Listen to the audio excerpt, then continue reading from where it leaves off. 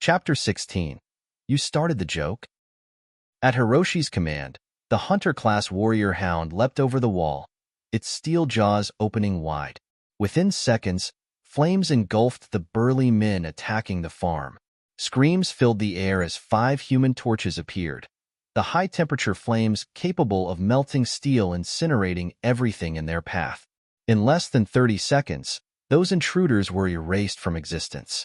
As the farm gate swung open, Hiroshi stepped out with a cold smile, walking toward the surviving Momo and Alex. The two were nearly paralyzed with fear, trembling as they looked at Hiroshi as if he were the most terrifying demon approaching them. This attack plan had been Momo's idea, with Alex orchestrating it. But they never imagined that Hiroshi's farm would have such formidable defenses, completely beyond their comprehension. Watching the thugs get obliterated, Momo and Alex were thoroughly terrified. Their teeth chattered uncontrollably. Ah!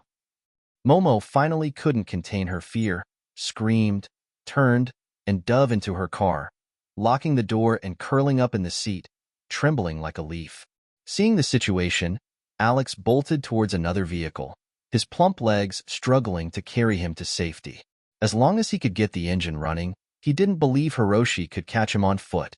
Hiroshi couldn't outrun a car, even with his enhanced physical abilities. However, Alex forgot one crucial fact. Hiroshi couldn't catch a car, but he could certainly catch him. Just as Alex was gasping for breath, a tremendous force smashed into him. Hiroshi had caught up and delivered a powerful kick. With a thud, Alex's 180-pound body was sent flying 3 or 4 meters, crashing into the truck door, leaving a massive dent. Ignoring the searing pain throughout his body, Alex, blood oozing from his nose and mouth, curled up like a dying worm, clutching his head and wailing, "Don't kill me! I'll give you money, all my money." The sight of the thugs being annihilated had left a deep psychological scar on Alex, completely breaking his spirit. Hiroshi felt no pity for him. Men like Alex, with twisted hearts like maggots, deserved no mercy. If it weren't for the defensive warriors at the farm, they would have breached the walls by now, entering the building and committing atrocities. Once the intruders started their rampage, their moral boundaries would crumble. They might not stop at looting. They could very well end up brutally killing him and his sister. Imagining such a horrific scene filled Hiroshi with intense rage. Crack! Hiroshi stomped on Alex's left arm, the sound of bones breaking echoing in the air. Ah! Alex screamed in agony, struggling desperately. "Please, Mr. Hiroshi, spare me. I was blinded by greed. I didn't mean to do this. I'll pay you any amount of money you want." Alex pleaded continuously. Before the apocalypse, he was a company's vice president, a man of status and wealth. He had never been treated like this, but Hiroshi didn't care about his past glories. In this chaotic apocalypse, the old order and civility would gradually collapse. Only strength mattered now, and anyone who harbored malice towards him would be destroyed. "If today you had invaded the farm and I was on my knees, would you have spared me?" Hiroshi asked with a slight smile. No. "Of course not." Alex's brow twitched, and suddenly, with a vicious expression, he pulled a knife from his jacket and lunged at Hiroshi's throat, screaming, "Die!" But Hiroshi was quicker, grabbing Alex's wrist and squeezing hard. Alex dropped the knife in pain, and Hiroshi, without hesitation, stabbed him with it. Thud! Alex's body trembled and collapsed limply. Momo cowered in the car, shivering uncontrollably. Not knowing how to start the vehicle, she curled up like a quail, trying to find a false sense of security. After a moment, the screams outside ceased. She cautiously sat up, peering out the window.